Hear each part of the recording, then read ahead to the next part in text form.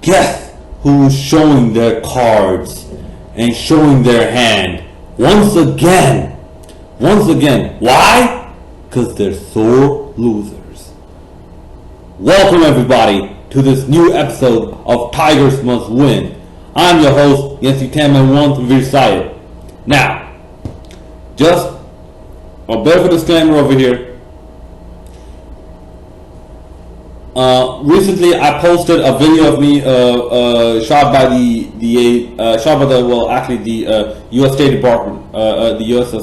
State Department for the ADA anniversary, the Americans with Disability Act. Right. Please keep in mind that what I do here is basically from just a sport, a passionate sports fan point of view, not anything in any sort of official capacity or formal capacity. And basically, some people might take me as short-tempered. No, I'd like to say passionate. I would say passionate because basically what I do is essentially what I feel is a lot of what other people feel as well. The only difference between me and most of the other people is most of the other people don't usually verbalize it, don't usually vocalize their opinions and feelings. Me, growing up as an extrovert and growing up dependent on the skill to vocalize and verbalize your emotions, whatever it may be, just as the most basic line of communication, as the most basic method of communication, where since I cannot depend on visuals and visual expressions to actually deliver, a lot of messages, I use the vocal means. So yeah, a lot of people they actually with their expression they actually say, "Shut the fuck up! I'm gonna fuck you up right now." And what actually comes out of the mouth might be something like, "I tend to disagree." Like after a long pause, "I tend to disagree." Yeah, that's not me. I grew up telling people what I feel. I grew up telling people I feel happy or sad, or what I feel about them, or what I feel against them, or for them against them. My positive and negative opinions, my good and bad feelings.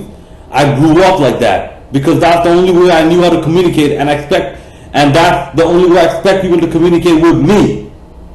Because if y'all think if y'all think you can give me one or two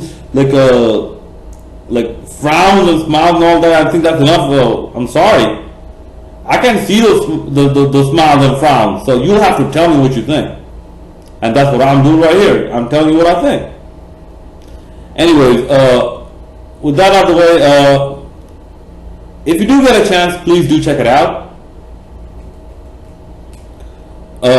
It's maybe a short 5-minute video, and yes, obviously it was edited because they shot with me for about 2 days, and one thing I found surprising that they edited out is that that I said that originally I'm from Bangladesh, which brings us to the cricket topic, and our drink for the day, Coca-Cola.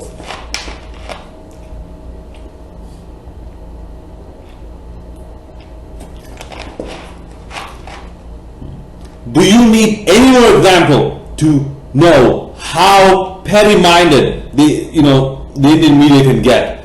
Do you need any more examples? Tell me. Do you need any more examples on how petty, small-minded the Indians can get? That they took a false report of Sudhir Gautam being attacked and redubbed that as janleva, life-threatening, janleva. Bitch, that was not not John Leva. All right.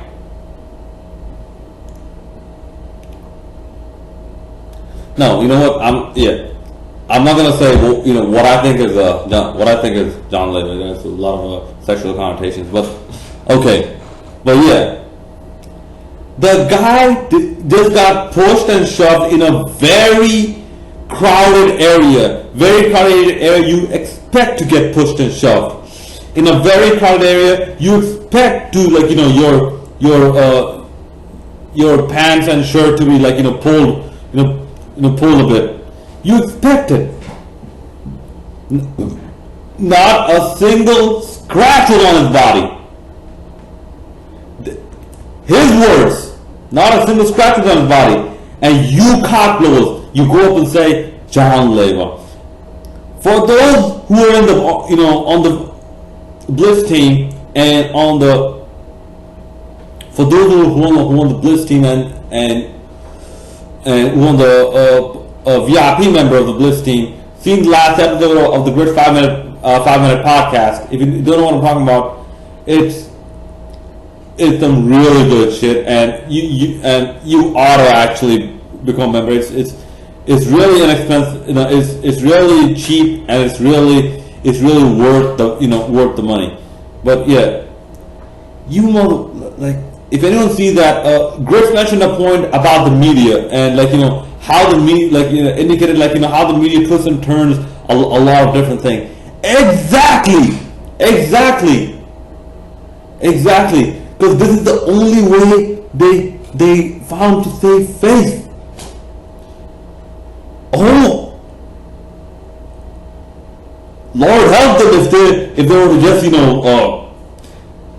grow some dignity within themselves and just say Bangladesh have actually outplayed a good Indian side. No.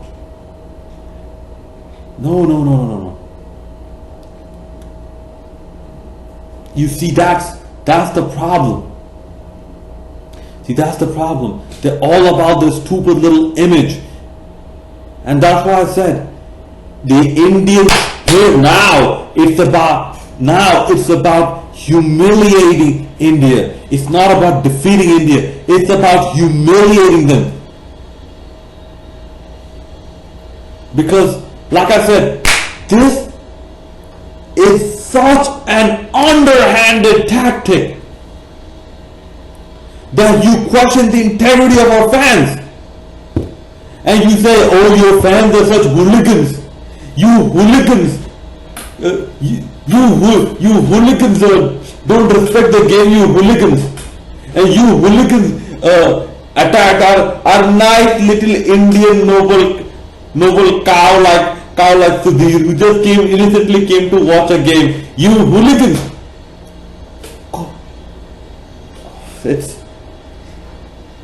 This media narrative, it bothers me to no end. Okay? It bothers me to no end. And I was seeing actually a preview by Harsha Bhogle on tips on Bangladesh and winning and all that. He mentioned something that also sort of got on my, got to me. Okay, he said that he was disappointed on how Bangladesh reacted once they exited the World Cup, blaming nefarious blaming nefarious proceedings that actually took place, as a conspiracy to get Bangladesh out and make Bangladesh lose that match. And he said he did not expect that because big teams don't do that. Harsha, you don't get to say that. India has a history of doing bullshit. India has a history of actually causing a lot of commotion within cricket if things don't go their way. India has a lot of history. And today was another example, another attempt. Thankfully enough, Sudhir himself, he said that no, they didn't hit me. There was just some pushing, there was just some pulling of his pants, and then there were two soldiers. He put him in the CNG and CNG taxi, and and locked the doors of the taxi to be taken to the hotel, and just the curtain of the taxi was just pulled off. That's all that happened. And there was some contact with like sticks or like like hand size flagpoles, with the roof of the vehicle. That's what happened. He did not. There's not a single scratch on him. And these fucking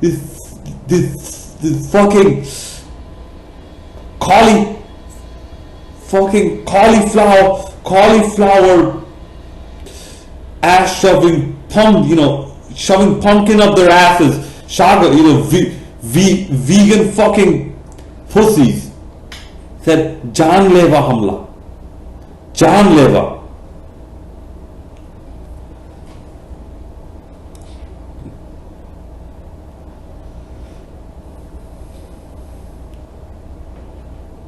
This fucking media propaganda again, and yeah, part of that media propaganda. Another guy, Gaurav Kalra, who said that Mustafa Kamal, pulled this. I still remember that Mustafa Kamal did this, just to further his political ambitions. The guy has been in for cricket for over 2 decades. You fucking soft ass cotton candy soft motherfucker. Cotton candy will not melt in the rain as quickly as you will. Once you face reality, right? Cotton candy won't melt as fast. Fucking cocksucker, man. See, so now, and by the way, there were some vocalizations and verbalizations that happened. Okay, the entire crowd went mocha. Please do it again. I like that. Please do it again. 200% I endorse that. Apparently, when MS Dhoni went to the press conference, they were booing him. 200% I endorse that. Do it, man. India, what does this tell you? Are you seeing the picture? A lot of people don't like you.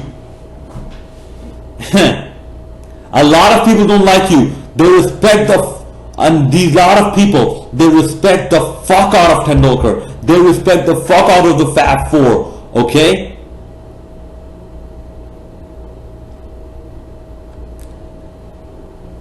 But no, they don't like.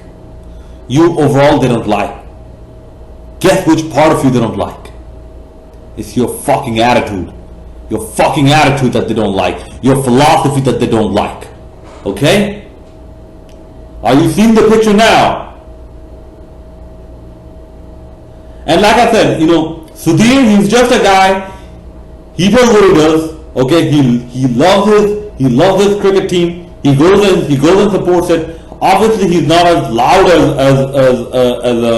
as Shoaib, because Shoaib, you can hear that guy. You can hear the guy for pretty well. Sudhir, I don't think so, but still, Sudhir does what he does.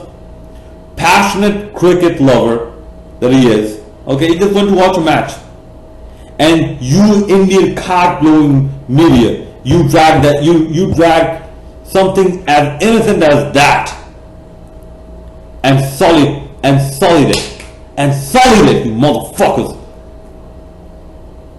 Okay, realistically thinking, as a preview for this game, don't be surprised if Bangladesh actually go in.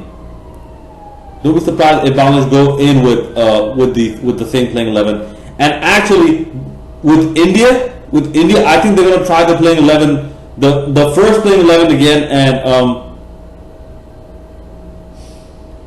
and wait. I think they only have 14 players, don't they? If they only have 14 players, then I think all the players were tested. So I expect Virat Kohli to given Dhoni's recent move up the order. I expect actually Dhoni to move even further up the order, because to give him even more time. But he said he needs time to actually get set in and start hitting. So expect a shuffle of the batting lineup. And I think Dhoni, don't be surprised if Dhoni comes in number 3 and Virat Kohli comes in number 4. Okay, Ajinkya Rahane, he will be back because Ambati Rayudu, I think he's gonna be he's gonna be replaced in this team in the playing 11 by Ajinkya Rahane. The opening partnership, Shikhar Dhawan and Rohit Sharma, it will stay the same, and expect one batsman at least one batsman to score a century in this match from the Indian side, not from the Bangladesh. No, from the Indian side, at least one batsman will score a century. Okay, you can pretty much be pretty sure of that. The bowling, India might try a tactic. India might actually use all their pacers that they have all in one match, and maybe not even rely on Ashwin for the spin. Rockstar Spot, he might not play because dude, he's Rockstar Spot. Rockstar Spot sucks. Okay, overrated extensively, but Rockstar Spot sucks. Okay, so that's for India. And if India win the toss, expect them to bowl first. Expect them to bowl first. Okay, from Bangladesh's perspective, maybe Mortaza will rest, or maybe not.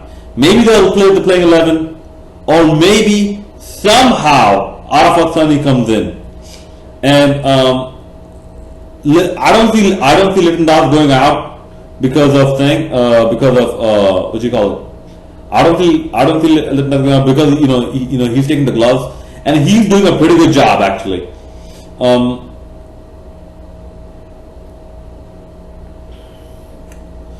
I forgot who the 14th player is for Bangladesh. I know there's Arafat Sunny, there's Ronnie Talukdar, and there might be another one. Okay.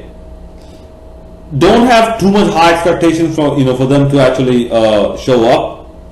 But if Bangladesh plays the playing 11, which there's a high chance that they will, because last time against Pakistan, once they won the series, they actually went with pretty much with the same 11, if I recall correctly. But now that Bangladesh have qualified for the Champions Trophy, the intensity might just come down a bit, from a psychological standpoint. But after the underhanded tactic India has pulled, after this underhanded tactic, Bangladesh must win to break the Indian spirit, because this Indian spirit is founded on something that is not pure. It's founded on disrespecting, having prejudice and having vindictive natures, and having a nature full of disrespect against your opponent. Otherwise, they wouldn't have pulled such an underhanded tactic. Okay, such an underhanded tactic based on just a suggestion, and that actually shows you something else. Very, very bad journalism.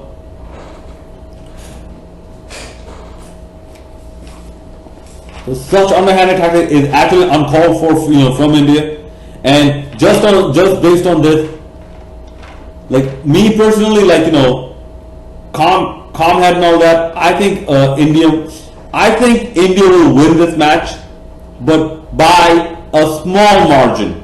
Like India will pull something big, or India will restrict Bangladesh to let's say 250, 260, and then India will struggle win that by maybe not. I don't see them winning by more than 4 wickets if they're chasing. and I don't see Bangladesh losing by more than maybe 15 runs, 10-15 runs, if India bats first. But from a passing standpoint, I want Bangladesh to whitewash India. Bangladesh wash them, and then let them taste and lap up, the remains of the Bangladesh that drips from their stupid little egos once they're on the floor. Let them lap it all up, so that the taste of Bangladesh in their mouth and in their soul remain for a very long time. And I wish we get to break your back to fuck your ass, make you humble. India. Alright, I'm going to go to the comments and suggestions. And by the way, before I leave, Sawson, please spare a thought and just remember the victims of the South Carolina shootings in your prayers. Shooting someone in a place of worship is perhaps the most underhanded move and cowardly move I've ever known. I've ever heard of. Shooting someone in a place of worship. That is just awful. It's just awful. Alright, look forward to constant suggestions. It's the Rashad signing out.